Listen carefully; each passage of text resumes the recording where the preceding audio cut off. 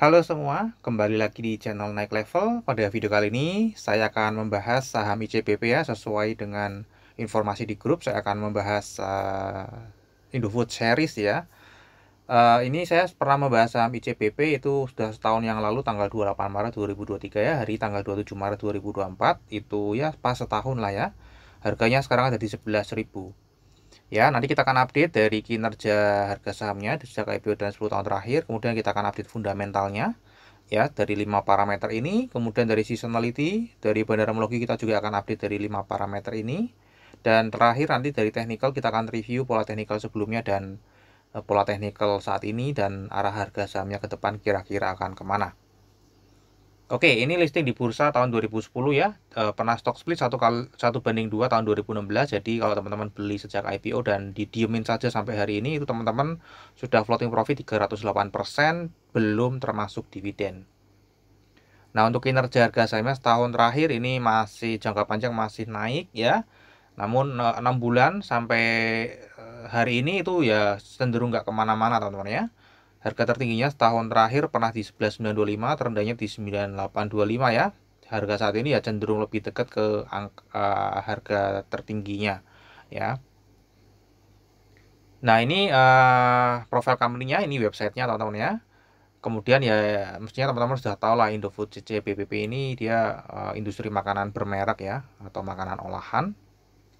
Ya, di mana struktur bisnisnya ada mie instan, kemudian ada susu UHT, ada makanan ringan, keripik gitu ya, ada penyedap makanan, bumbu-bumbu, kecap manis, saus-sausan. Kemudian ini juga ada makanan ringan, ada pasta, mie untuk bayi, sereal, ya. Kemudian ada minuman ya, air minum dalam kemasan ya, yang rasa buah ada yang teh juga. Nah ini ya produk-produknya teman-teman ya, untuk isi nya Club gitu ya, Kokobit ya, kemudian ya ini teman-teman mestinya sudah tahu lah ya, ada Indomie, Supermie, Sarimi Gelas, Sakura, Popmie, nah pasti sudah tahu semua ya. Oke, ini ada produk baru juga di tahun 2023, mie instan ya, ini sudah muncul yang ke Korea-Koreaan ya, kemudian ada yang muncul yang packaging seperti ini ya, ini dari susu ya, ada muncul nih es krim ya, kemudian Promina ya, ini makanan ringan cuma keluar varian-varian baru ya, penyedap makanan juga keluar bumbu racik ya, dan saus. Kemudian untuk fasilitas produksinya ini memiliki lebih dari 80 pabrik ya, ada di Indonesia, ada di Malaysia, Afrika, Timur Tengah, dan Eropa Tenggara. Jadi ini sudah internasional teman-teman ya, nggak cuma di Indonesia saja. Nah, kita cek pendapatannya teman-teman ya. Kalau kita lihat ya, tadi ada beberapa 6 ya, ada 6 struktur bisnisnya. Yang paling menyumbang paling banyak itu adalah di mie instan ya, karena yang paling terkenal dia 49. Ini kalau saya cek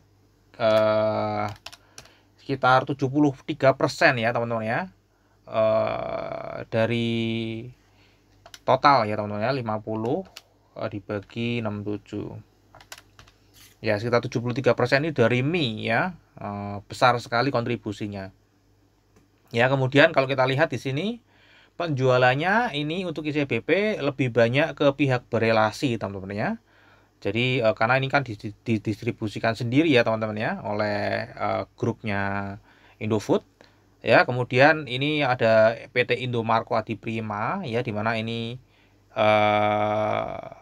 apa, Indomaret kalau nggak salah ya, Indomarko ini ya teman-teman, Adiprima ya.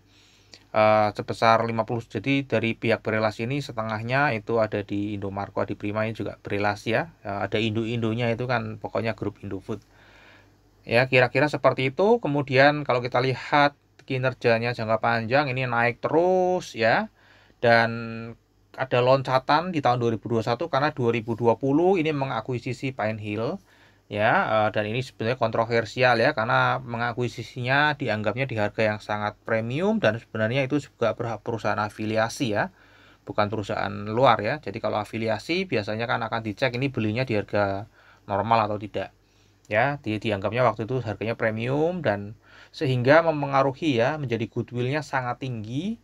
Goodwill-nya itu kalau nggak salah saya hitung 45% dari total aset ya teman-teman ya. Dari total aset itu 45%-nya goodwill, artinya hasil dari akuisisi selisihnya dari ekuitas perusahaan itu tinggi sekali teman-teman ya, sampai 40 triliun kalau nggak salah, atau 52 triliun. Namun ini impact-nya teman-teman ya, ada impact-nya di mana pertumbuhannya dia langsung loncat ya, 2021, 2022, 2023 ya. Jadi langsung loncat, dan kalau kita lihat labanya di tahun 2021 belum terlalu berimpact ya, ada di 2022 cukup berimpact ya, 2023 ya. Nah, sebenarnya nanti kita akan cek ya, karena ini akuisisinya juga kontroversial menggunakan hutang teman-teman ya, menggunakan obligasi. Namun secara overall ini pendapatannya naik ya, kinerja naik, labanya juga naik. Di 2023 ini semuanya all time high ya, baik secara pendapatan maupun laba bersih. Untuk struktur pendapatannya juga ini semakin membaik ya, 2023 ditutup dengan gross margin itu paling tinggi ya, 37%. Laba usahanya juga paling tinggi, meskipun laba bersihnya tidak yang paling tinggi. Kenapa? Karena tadi ya, sejak 2020 dia ada penambahan hutang sehingga ada beban keuangan atau beban bunga yang harus dibayarkan ya, ini mempengaruhi dari laba bersihnya. Namun kalau kita lihat ya, ini masih tebel teman-teman ya, masih double digit ya teman-teman ya. Jadi sebenarnya hutangnya itu nutup gitu ya, kinerja dari perusahaan setelah akuisisi itu masih menutup untuk bunga hutangnya teman-teman ya. Nah ini adalah pendapatannya secara nominal naik 4,8%, laba kotornya naik 15% ya, karena beban pokoknya turun, beban usahanya naik ya 7,5%, dan ini penghasilan atau beban lain-lainnya ini turun ya, ini ada termasuk beban keuangan ya, kalau nggak salah sekitar 2 triliunan ya, dan ini ada penurunan yang cukup drastis itu kalau kita cek ya. Nah ini bunga banknya tahunnya 2 triliun 1 tahun ya. Nah ini yang hilang adalah selisih atas nilai tukar mata uang asing aja ya, yang dulunya tahun 2022 ada 4 triliun, sekarang jadi tidak ada ya. Jadi ini penurunannya disebabkan itu hanya one time saja ya, dan normalnya ya yang ini ya, yang 2023 ini. Yang nggak normal ini 2022 ya, karena ada selisih kurs ya. Normalnya itu ya ini ya, jadi kenaikan ini disebabkan sebenarnya karena 2022 ada selisih kurs ya. Kalau nggak ada mungkin naiknya nggak setinggi ini ya. Untuk laba bersihnya juga sama ya, ini sama tadi sekitar 4-nya teman-teman ya, naik 47,9 triliun. Nah untuk valuasinya teman-teman ya, kita lihat ya bagaimana market merespon dari aksi akuisisi Pine Hill ya, dimana PBV-nya biasanya di perdagangan di average 4,53, bahkan ini cenderung di atas 5 ya. Sebelum ada isu akuisisi itu di atas 5 terus. Begitu di akuisisi ya, market menurunkan valuasinya teman-teman ya. Sekarang ada di perdagangan di 3,15. Nah kalau di average itu ada di 4,53. Jadi sebenarnya masih termasuk murah. Tadi kita cek juga sebenarnya tidak terlalu signifikan berpengaruh terhadap kinerja teman-teman ya. Beban bunganya itu 2 triliun setahun masih bisa di cover ya. Kemudian secara pairnya juga sama ya, ini sama, market menurunkan harganya sejak persis tahun 2020 ya, ini Covid juga. Nah padahal pas Covid performanya malah naik teman-teman ya, kita cek ya.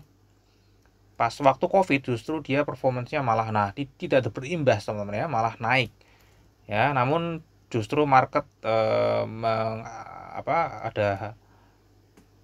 ada penurunan di sini ya teman-teman ya, padahal secara kinerjanya baik-baik saja ya pada saat Covid. Nah untuk earning yield-nya ini menjadi lebih murah sejak juga tahun 2020 ya, dan saat ini itu masih hargai di earning yield 5,4%, di mana rata-ratanya 4,4%. Jadi ini sebenarnya valuasi paling rendah semua ya dibandingkan tahun sebelumnya, apalagi setelah isu akuisisi Pine Hill. Nah ini adalah harga wajarnya ya menurut earning yield ya. Ini mestinya mahal ya teman-teman ya, karena memang ini perusahaan yang bertumbuh. Sekali lagi, perusahaan yang konsisten bertumbuh pasti kalau kita nilai hanya dengan posisi saat ini mestinya akan terlihat mahal ya, dimana fair value-nya ada di 4.000 sampai 6.000 saja. Di harga saat ini ya kemahalan 84 sampai 175% ya. Nah ini adalah 35 analis yang merating ICBP, dan 100% semuanya posisinya ratingnya adalah buy ya, dimana harga saat ini di 11.000, target harganya paling rendah di 12.500, paling tinggi ada di 18.000 ya, atau kalau di rata-rata itu 13.700 target harganya ya. Dan ini adalah future value, karena ini perusahaan yang selalu bertumbuh dari tahun ke tahun. Saya membuat future value di mana CAGR-nya 15 tahun terakhir itu ada di sekitar 23%-an per tahun. Dan harga di masa yang akan datang dengan average PER dan PBV saat 10 tahun terakhir itu di kisaran 5 tahun lagi itu di kisaran 41 sampai 46 ribu, dan 10 tahun lagi ini naiknya cukup luar biasa ya. Jika kinerjanya naiknya selalu sama ya, kinerja pertumbuhannya ya teman-teman ya. Oke, untuk dividen ini rutin bagi dividennya sejak IPO. Biasanya di bulan 6 ya, rata-rata di bulan 6, terakhir 789 ya, di semester 2 lah, bulan 6 ke atas, dan imbal hasilnya rata-rata ya belum ada yang sampai 3%, karena memang earning yield-nya cuma 5%-an teman-teman ya. Nah, untuk estimasinya estimasi dividen 599 ini saya estimasi akan bagi dividen 240 ya, atau kalau dibagi dengan 11.000 itu sekitar 2,2% teman-teman ya. Dan cashnya ini cukup ya, cash per share-nya ada 1.600, dimana ini sebenarnya cukup untuk membayar semua laba bersihnya tahun 2023 ya. Dan ini ada minus, tadi saya lupa ya, ini kenapa minus. Oh, ada kerugian investasi ya di entitas asosiasi ya teman-teman ya, kalau nggak salah ya, tadi saya cek. Mungkin teman-teman bisa cek lagi ya, ini kerugiannya hanya kerugian penurunan nilai di investasi ya. Kemudian untuk kesehatan finansialnya kita lihat ya, untuk quick ratio-nya ini bagus ya, current ratio juga bagus karena cash-nya tadi juga lumayan besar ya. Cash-nya tuh berapa kali lipat dari laba ya. Ya kisaran 2 sampai 3 kali lipat dari laba ya cash-nya. Untuk debt to equity ratio ini untuk jangka panjang ini sejak 2020 tadi ya, hutangnya langsung meloncat tinggi, ada transaksi afiliasi ya, dan direspon pasar negatif ya. Kemudian debt to equity ratio-nya sejak saat itu ya stabil di sini teman-teman ya. Untuk seasonality ini berpotensi naik di bulan Januari ya, kemudian Februari dan Maret memang ini cenderung turun ya, cenderung turun. Nanti bulan April, Mei, Juni ada kecenderungan naik lagi karena ini memang mendekati pembagian dividen ya teman-teman ya. Jadi ya kalau teman-teman masih punya uang cash ya bolehlah, bisa untuk masuk ya, masuk di Maret, akhir Maret ini sudah minus gini ya. Di tahun ini juga baru naik 4% teman-teman ya. Tadi dividennya berapa persen? 2,2%-an teman-teman ya. Nah, April, Mei, Juni ada kesempatan ya, kalau teman-teman nggak mau dapat dividennya untuk capital gain ya diambil aja, nanti ada potensi naik terutama di bulan Mei ya. Sejak 2022 naiknya double digit. Ya, kemudian nanti ada lagi di bulan Agustus. Setelah itu udah ya, kalau kita lihat ya, sebenarnya ICBP ini rutin naik setiap tahun, namun sejak 2020 ini justru malah turun ya, sejak isu Pine Hill itu. Nah, 2022 sudah mulai naik lagi. Kenapa? Karena sudah mulai kelihatan bahwa tidak terlalu impact ya dengan performance-nya. Jadi utang yang cukup tinggi itu masih mampu dibayar bunganya oleh kinerja dari ICBP.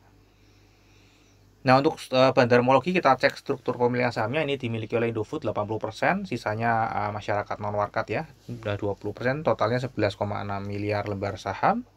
Untuk partisipasi asing di saham ini cukup bagus, di atas 50% ya, di atas 40%, sorry.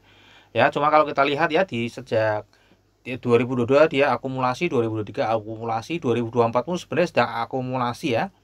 Ya, namun di bulan Maret ini masih terlihat net ya, net sell. Ya, kalau kita lihat ya, terlihat net sell. Kemudian untuk kepemilikan retailnya kita lihat ya, nah, ini cukup menarik juga teman-teman ya. Kenapa? Jumlah ordernya ini turun 6.571, jumlah lembar sahamnya turun, value per holder rata-ratanya turun. Jadi ini memang sedang exit semua ya. Investor retail lokal lagi exit semua dari saham Indofood. Kalau investor retail lokal lagi exit, pasti yang beli uang besar ya, karena lawan dari retail kan uang besar ya. Nanti kita lihat ya. Jadi ini sedang turun terus investor retail lokal, dan average-nya per holder ini hanya 27 jutaan ya. Dari dulu 32 juta. Jadi yang keluar nih yang besar-besar, namanya justru yang besar-besarnya yang keluar. Nah, kalau kita cek ya perpindahan struktur sahamnya setahun terakhir ini, kalau kita lihat garisnya sedang naik ya, sedang akumulasi. Tadi kita lihat dari retail aja sudah kelihatan ya, sedang akumulasi. Namun harganya cenderung nggak kemana-mana namanya, pinter nih akumulasinya cantik.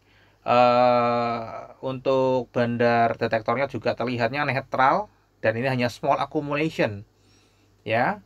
Untuk secara broksumnya juga ini kelihatan sedang ada akumulasi teman-teman ya. Nah, kita lihat cek lebih detail ya teman-teman ya. Untuk ICBP ini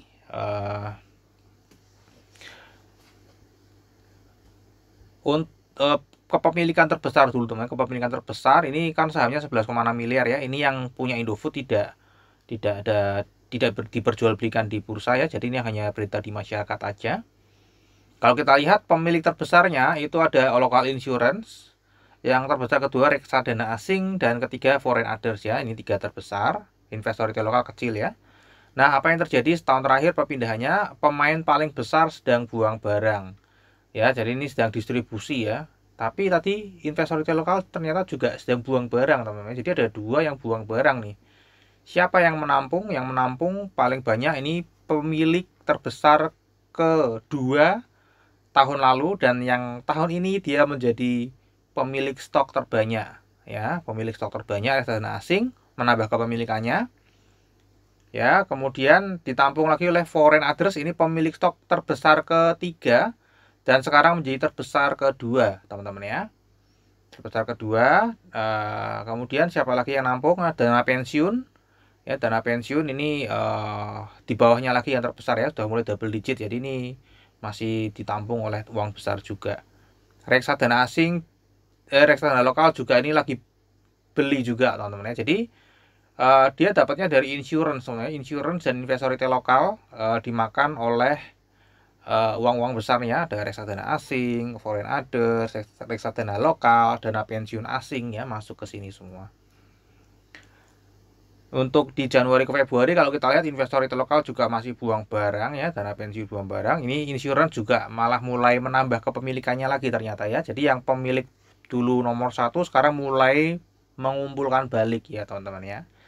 Kemudian dana pensiun masih mengumpulkan balik. Nah, ini reksadana asingnya justru malah buang sedikit teman-teman, 5 juta. Oke, kemudian untuk di bulan Maret ini kalau kita lihat garisnya turun ya. Ya, ini juga turun, ini sedang distribusi, dan kita lihat ini sedang distribusi ya. Jadi memang sedang ada distribusi besar. Mungkin reksadana asing teman-teman ya, ini yang tadi di sini buang ya. Nah, reksadana asing buang barang di sini, nggak tahu apakah hanya untuk menurunkan aja harga supaya bisa dibeli balik di sini. Kemudian kalau kita cek secara teknikalnya, ini adalah analisa saya tanggal 28 Maret ya, memang terlalu pendek sih ya. Saya memprediksi dia hanya akan naik ke 10.600 ya, dan kalau kita cek ini tanggal 28 Maret ya, waktu itu harganya masih di sini, saya memprediksi hanya naik satu resistance yaitu 10.600, dan ini terjadi langsung ya, tanpa ada koreksi. Nah, di sini ya.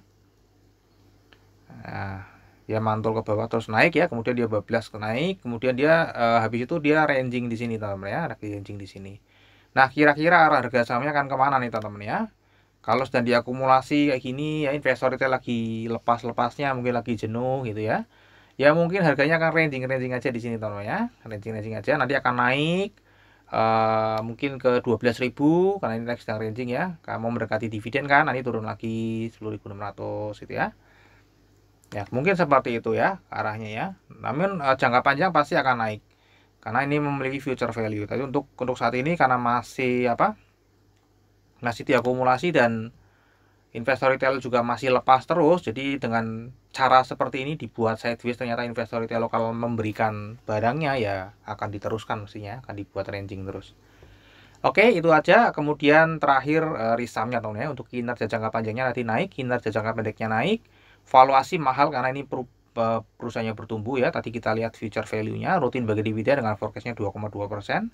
Berpotensi naik nanti di bulan Januari, Mei, dan Agustus. Untuk bulan terminologi Februari ke Februari sedang terlihat akumulasi, dan namun di bulan Maret ini sedang terlihat juga ada distribusi ya.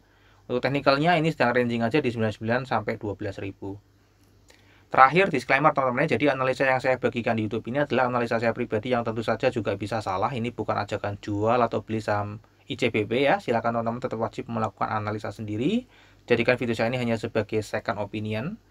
Jika analisa yang saya bagikan ini mendukung analisanya teman-teman, ya mungkin bisa dilakukan keputusan investasi. Namun jika analisa saya kontra dengan analisanya teman-teman, mungkin bisa dianalisa ulang atau mungkin mencari saham lain ya, karena masih banyak saham di Bursa Efek Indonesia. Oke, sampai di sini dulu aja analisa saham ICBP ya. Semoga bisa bermanfaat. Kita akan ketemu lagi di video yang berikutnya.